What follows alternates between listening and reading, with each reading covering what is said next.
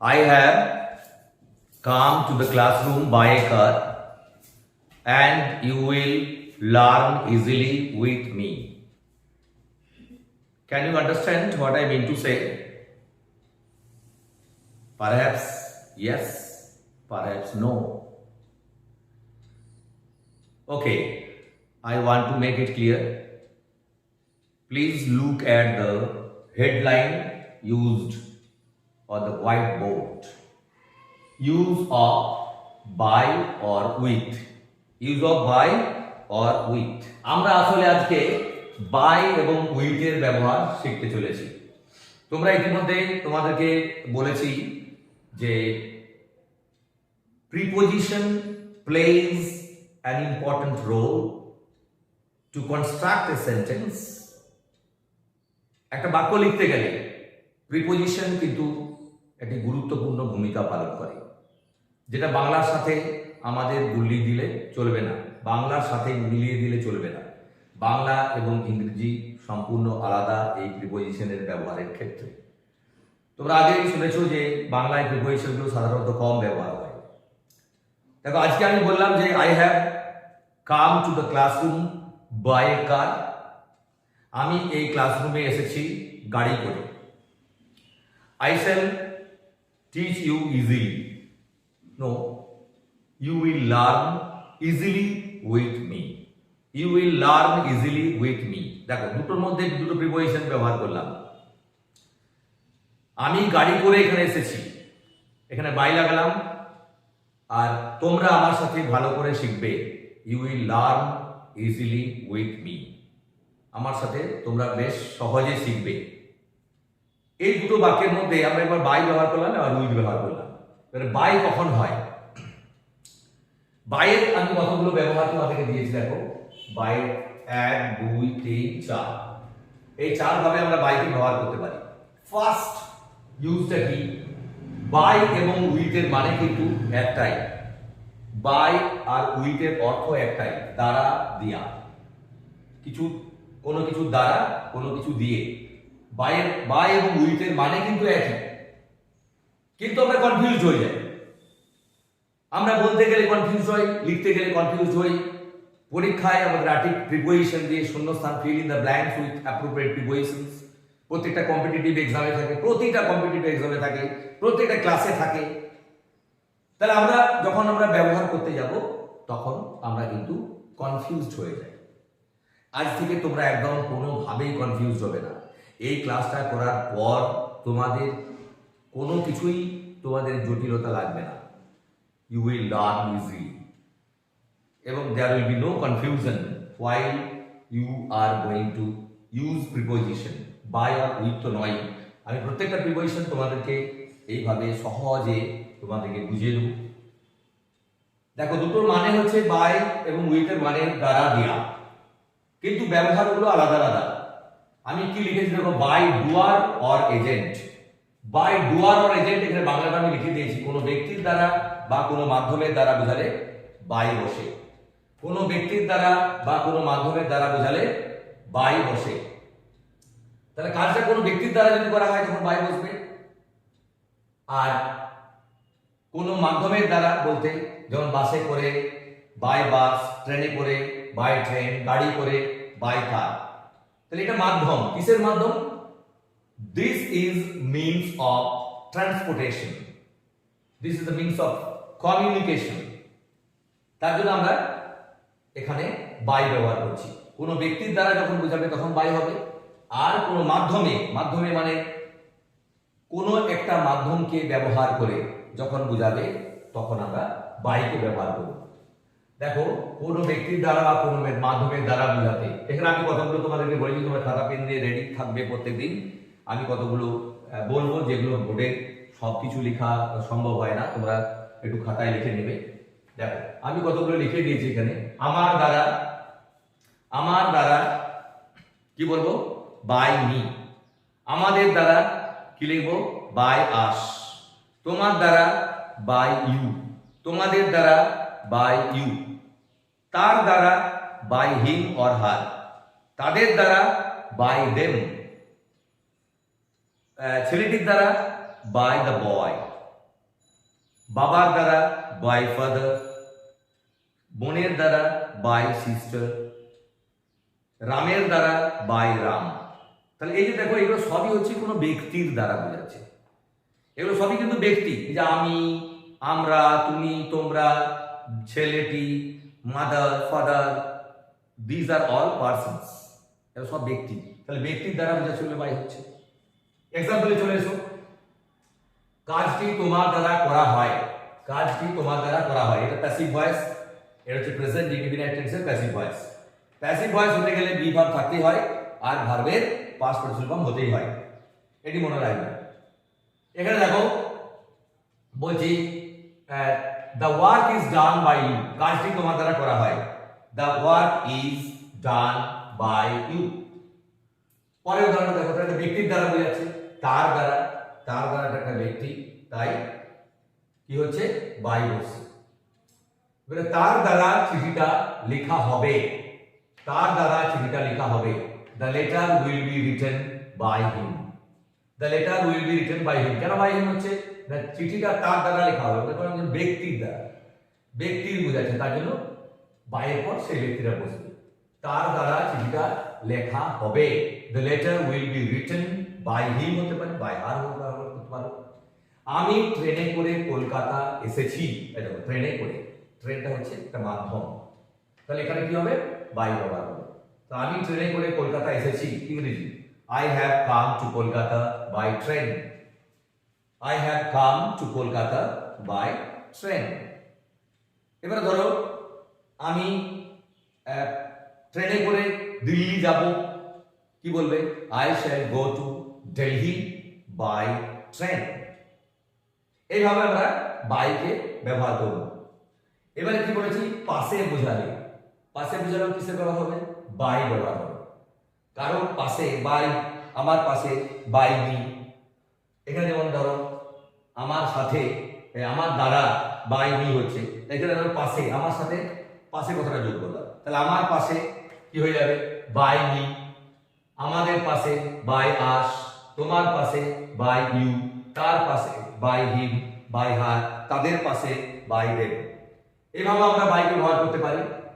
চলো উদাহরণটা কি দেওয়া আছে দেখি। সে আমার পাশে বসে আছে, সে আমার পাশে বসে আছে। দেখো আমি বলছি কাউকে যে সে আমার পাশে বসে আছে, তাহলে কি হবে? সে আমার কাছে বসে আছে। He is sitting by me, he is sitting by me. সে আমার কাছে বসে আছে। তাহলে কি ইংরেজিতে বলবে? He is sitting by me. তাহলে এখানে পাশে বোঝাচ্ছে বলে বাই হচ্ছে। এখানে কিন্তু দ্বারা অর্থটা আসবে না, দ্বারা এখানে হয়ে গেছে। ঠিক আছে, এই উদাহরণগুলোর মধ্যে আমরা যখন এরকম বুঝবো তখন বাই লাগাবো, আর পাশে বোঝালেও বাই লাগাবো। এবারে চলো কি আছে দেখি। কোনো সময়ের মধ্যে বোঝালে, কোনো সময়ের মধ্যে বোঝালে, ধরো 1 ঘন্টার মধ্যে, আগামীকালের মধ্যে, 1 সপ্তাহের মধ্যে আমরা বাই ব্যবহার করতে পারি, ইন ব্যবহার করতে পারি, আবার উইদিনও ব্যবহার হয়। তাহলে দেখো কত ব্যবহার আছে আমাদের। একটা প্রিপোজিশন কত ভাবে আমরা ব্যবহার করতে পারি। কোনো সময়ের মধ্যে বোঝালে কি ব্যবহার করবে? বাই। দেখো একটা উদাহরণ দিয়েছি আমি 1 ঘন্টার মধ্যে ফিরে আসবো। আমি 1 ঘন্টার মধ্যে ফিরে আসবো, মানে 2 ঘন্টা হবে না, 1 ঘন্টার মধ্যে। তাহলে কি হবে? I shall return by an hour, I shall return by an hour. এবার পরের উদাহরণটা দেখো। আমি আগামীকালের মধ্যে, আচ্ছা, আগামীকালের মধ্যে তুমি চিঠিটা পেয়ে যাবে, আগামীকালের মধ্যে তুমি চিঠিটা পেয়ে যাবে। তাহলে কি হবে? You will receive the letter by tomorrow, you will receive the letter by tomorrow. তাহলে এখানে আগামীকালের মধ্যে একটা সময়ের মধ্যে বোঝাচ্ছে। দেখো কোনো সময়ের মধ্যে বোঝালে কি হবে? বাই এর ব্যবহার হবে। আগামীকালের মধ্যে তুমি চিঠিটা পেয়ে যাবে, you will receive the letter by tomorrow. যদি বলি আমি সন্ধ্যার মধ্যে বাড়ি ফিরবো, I shall return home by the evening. ধরো আমি আবার বলছি সে রাত্রির আগেই কলকাতা পৌঁছে যাবে, he will reach Kolkata by night. তাহলে এইভাবে আমরা অনেক উদাহরণ তৈরি করতে পারবো। বাইটাকে কোনো সময় বোঝানোর জন্য, কোনো সময়ের মধ্যে বোঝালে আমরা বাইকে ব্যবহার করতে পারি। আবার দেখো কাছে বোঝালো বাই হয়, কাছে নিয়ার, কাছে বোঝালো কিন্তু যখন নিয়ার অর্থটা হবে তখনও বাইও ব্যবহার হবে। এখানে দেখো কি আছে, লেকের কাছে একটি হোটেল আছে, লেকের কাছে একটি হোটেল আছে, তাহলে কি হবে? দেয়ার, তোমরা ইন্ট্রোডাক্টরি দেয়ার ব্যবহার নিশ্চয়ই শিখেছো, দেখো এটা সাবজেক্ট নেই ওই জন্য ইন্ট্রোডাক্টরি দেয়ার ব্যবহার হচ্ছে। There is a hotel by the lake, there is a hotel by the lake, তাহলে কি বলবো? কাছে নিয়ার যেটাকে বোঝায়, এরকম বোঝালে সেই ক্ষেত্রেও আমরা বাইকে ব্যবহার করছি। তাহলে লেকের কাছে একটি হোটেল আছে, there is a hotel by the lake. এগুলো গেল তোমাদের বাইয়ের ব্যবহার, নিশ্চয়ই তোমরা বুঝতে পেরেছো। এবারে চলে আসি উইথ। উইথ কখন ব্যবহার হয়?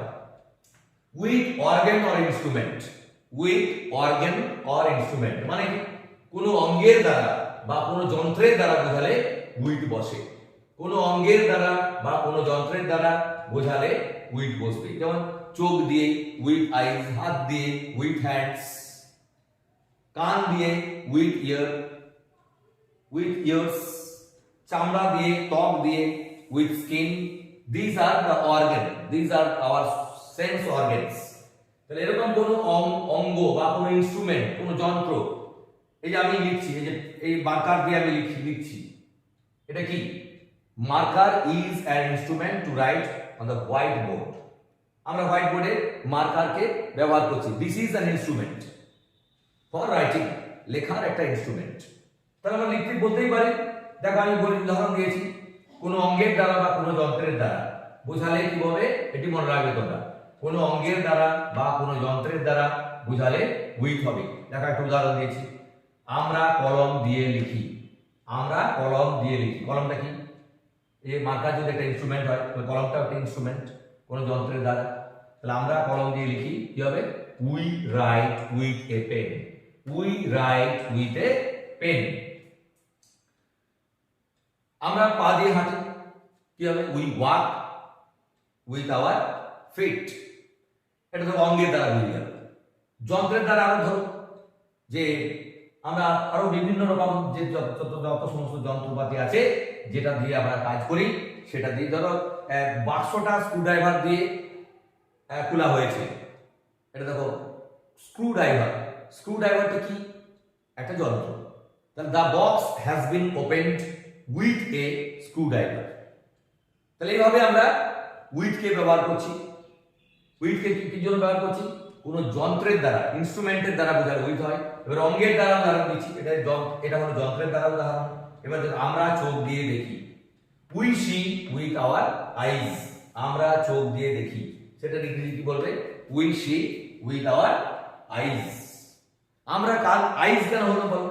এখানে আইজ কেন বলছি? না আমরা তো একটা চোখ দিয়ে দেখি না, আমরা দুটো চোখ দিয়ে দেখি, আমাদের দুটো চোখ আছে, তার জন্য এটা সবসময় প্লুরাল হবে অঙ্গটা। যখনই সিঙ্গুলার থাকে, সিঙ্গুলার চোখ মানে একটা চোখকে বোঝাচ্ছে না, সেরকম কান দিয়ে, যেমন আমরা কান দিয়ে শুনি, কি বলবে? We hear with our ears. আমরা নাক দিয়ে ঘ্রাণ নিই, we take breath with our nose, এখানে নোজ সিঙ্গুলার। আমরা দাঁত দিয়ে চিবোই, we chew with our teeth. তাহলে একটা দাঁত নেই, অনেকগুলো দাঁত আছে, তার জন্য টুথের প্লুরাল ফর্ম টিথ হচ্ছে। যখন একটা অঙ্গ থাকবে তখন আমরা হাত দিয়ে লিখি, we write with our hand, একটা হ্যান্ড, আমরা বাঁ হাত ডান হাত যে কোনো একটা হাতে লিখছি। তাহলে এখানে কি হচ্ছে? With organ. এই যে আমি চোখ, কান, নাক, হাত, দাঁত, এই সবগুলোই হচ্ছে আমাদের কি? অর্গান। তাহলে কোনো অর্গানের দ্বারা, কোনো যন্ত্রের কোনো অর্গানের দ্বারা বোঝালে উইথ হবে, আর কোনো ইনস্ট্রুমেন্টের দ্বারা বা কোনো যন্ত্রের দ্বারা বোঝালেও উইথ হবে। তাহলে এই পর্যন্ত তোমাদের আশা করি ক্লিয়ার হয়েছে। আরেকটা উইথের মানে কি? উইথের এক নম্বর ব্যবহার, যেরকম বাইরে আমি 1 2 3 4টা ব্যবহার বললাম, সেরকম উইথেরও দেখো আমি কতগুলো ব্যবহার বলছি। আর কখন উইথ ব্যবহার হয়? সঙ্গে, সাথে, মানে কম্প্যানি, উইথ কম্প্যানি, কারো সঙ্গে, কারো সাথে। দেখো আমি কতগুলো বলে দিয়েছি, দেখো আমার সাথে উইথ মি। হ্যাঁ দেখো তোমরা এই খাতগুলো খাতায় লিখে দেবে যে আমার সাথে উইথ মি, আমাদের সাথে উইথ আস, তোমার সাথে উইথ ইউ, তোমাদের সাথে উইথ ইউ, তার সাথে উইথ হিম অর হার, তাদের সাথে উইথ দেম, রামের সাথে উইথ রাম, মায়ের সাথে উইথ মাদার, বাবার সাথে উইথ ফাদার। তাহলে এখানে দেখো কম্প্যানি বুঝাচ্ছে, ইট ইন্ডিকেটস কম্প্যানি, কারো সঙ্গে বুঝাচ্ছে, তাহলে উইথ হবে। এর উদাহরণ চলে আসো, আমি তোমার সাথে সব সময় থাকবো। এটা ধরো তুমি কাউকে বলছো, প্রমিস করছো যে আমি তোমার সাথে সব সময় থাকবো। এই যখন প্রমিস করছো তখন সেটা কিভাবে বলবে? সাথে বুঝাচ্ছে, সঙ্গে বুঝাচ্ছে, তাহলে উইথ বসবে অবশ্যই। I shall always be with you. I shall always be with you. এটা লিখেছি দেখো, I shall always be with you. এবার দেখো, সে তার মায়ের সাথে স্কুলে যায়। এটা সাথে বুঝাচ্ছে কম্প্যানিতে, তার in company with her mother, with his mother. সে তার মায়ের সাথে স্কুলে যায়, ইংরেজি বলবে he goes to school with his mother.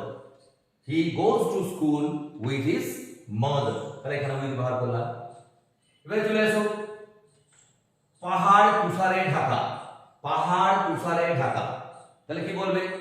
The mountain is covered with snow. The mountain is covered with snow. পরের উদাহরণে চলে আসো, এখানে দেখো একটা পার্থক্য, যে আমরা কলম দিয়ে লিখি, বললাম we write with a pen. এবার দেখো সিমিলার জিনিস, এখানে কিন্তু আবার উইথ হবে না। কি বলেছি?